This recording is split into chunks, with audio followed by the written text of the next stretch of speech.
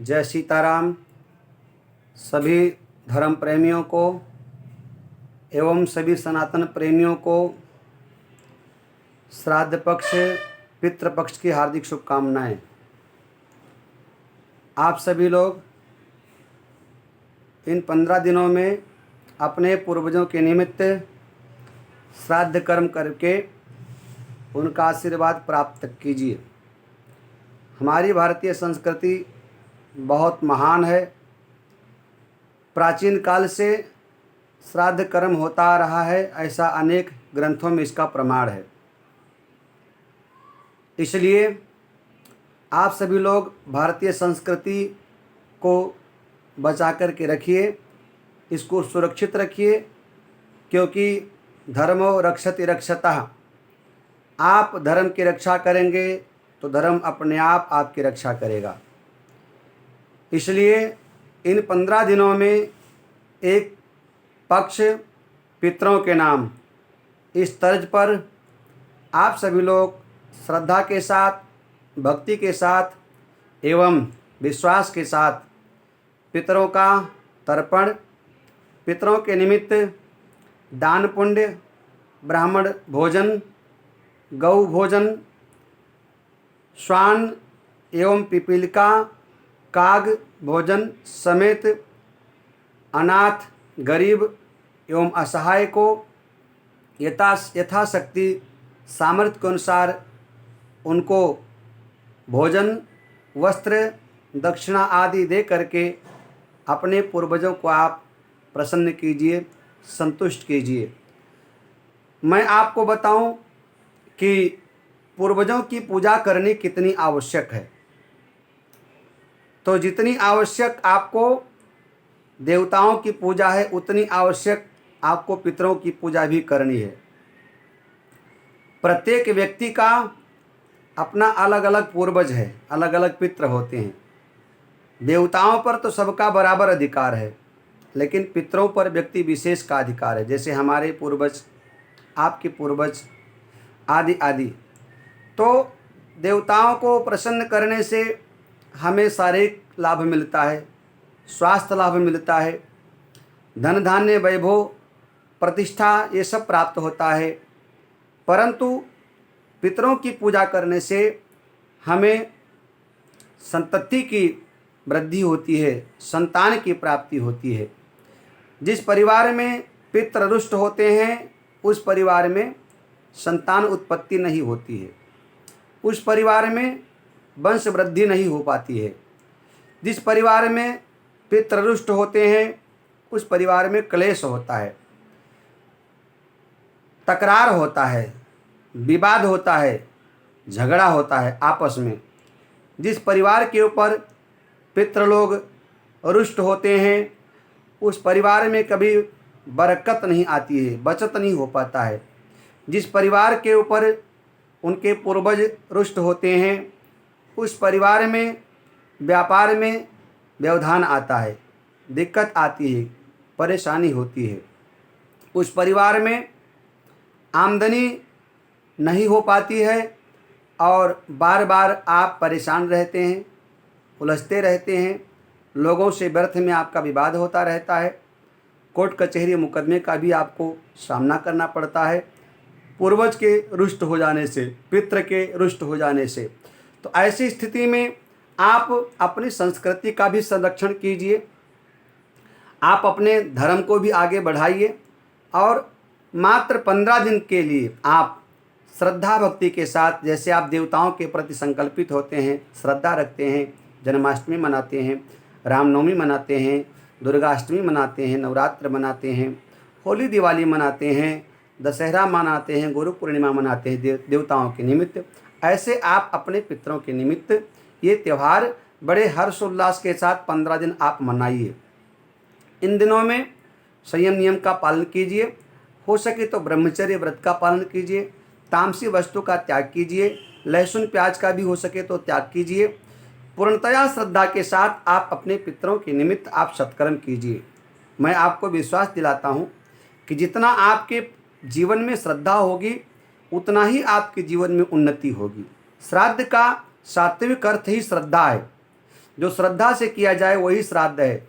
इसमें आपको बहुत अधिक व्यय की आवश्यकता नहीं है, बहुत अधिक धन खर्च की आवश्यकता नहीं है, बहुत अधिक आपको समय की भी आवश्यकता नहीं है। कम समय में, इन 15 दिनों में, कम संग्रह के बिना, कम व्यय में, कम धन में आप अपने पूर्वजों को बड़े आराम से प्रसन्न एवं संतुष्ट कर सकते हैं। मैं आपको बताऊं कि पूर्वजों की उत्पत्ति जो है वो ब्रह्मा जी के पृष्ठभाग से हुआ है।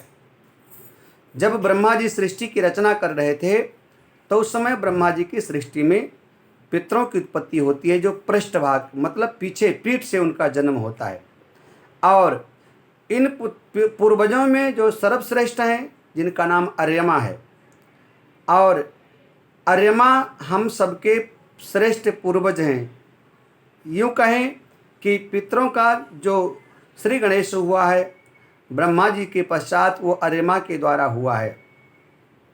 तो ऐसे अर्यमा आदि जितने पूर्वज हैं, अच्छा जो अपना पितृलोक है ये चंद्रलोक से थोड़ा ऊपर स्थित है।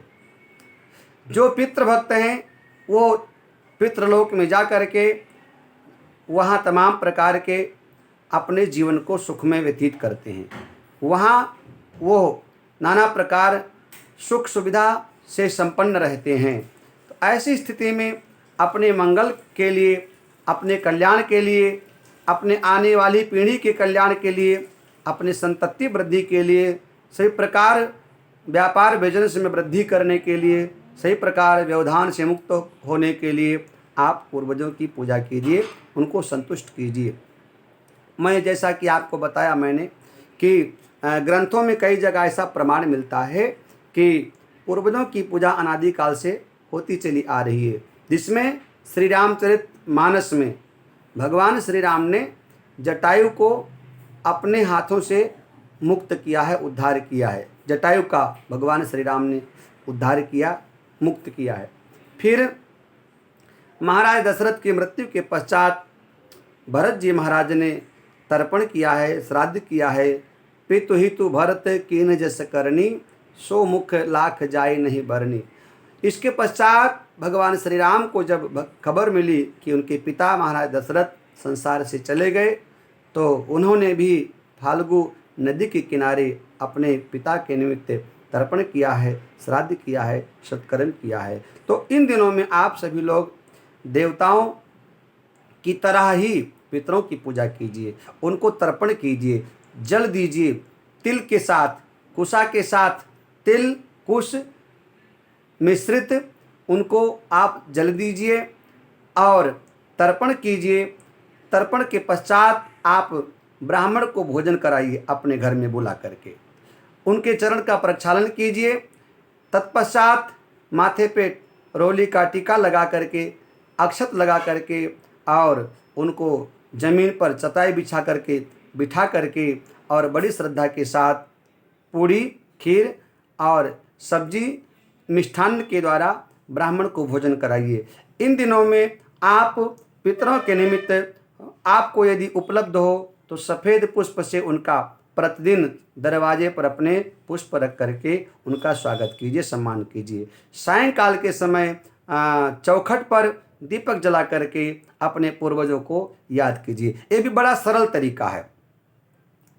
ये कोई बहुत बड़ी इसमें आपको धन की आवश्यकता नहीं है, ना कोई बहुत अधिक समय की आवश्यकता है, परंतु आपके श्रद्धा को दर्शाता है कि सायंकाल के समय आप अपने घर की देहली पर, चौखट पर आप ये बात आप बड़े ध्यान से सुनिएगा कि अपने देहली के चौखट पर, दरवाजे पर आप दीपक जला करके और इसके पश्चात आप पूर्वजों का स्मरण कीजिए, उनको याद कीजिए और उनके निमित्त आप दीपक जलाइए। सफ़ेद फूल मिले तो आप चौखट पर सुबह शाम को रखिए, और यदि उपलब्ध ना हो तो केवल आप अपने पूर्वजों का स्मरण करके आप दीपक जला करके उनको संतुष्ट कीजिए।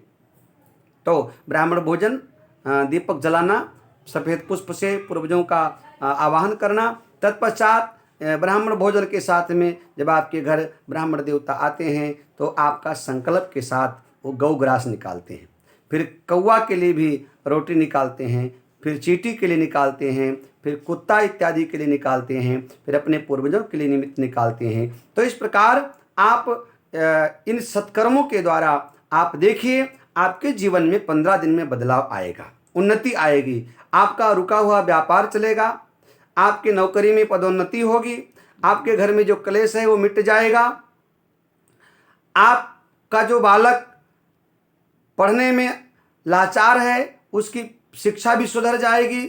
यदि किसी प्रकार परिवार में कोई वैवाहिक व्यवधान है तो उसमें भी परिवर्तन आएगा, सुधार आएगा। निश्चित रूप से आप भरोसा करके रखिए, विश्वास करके रखिए। इन उपायों के द्वारा आप आज से 15 दिन तक आप पितृपक्ष का ये पावन पर्व हर्षोल्लास के साथ मनाइए और फिर आप देखिए 15 दिन के पश्चात आप कि जीवन में किस प्रकार से परिवर्तन आएगा, बदलाव आएगा। तो इस कार्य को आप अवश्य कीजिए और ये वीडियो हमारा अपने जितने आपके चाहने वाले लोग हैं उन तक पहुंचाइए, जिससे कि अधिक से अधिक संख्या में लोगों को इसका लाभ मिल पाए। साथ ही साथ हमारे यूट्यूब चैनल को आप लाइक, शेयर एवं सब्सक्राइब कीजिए।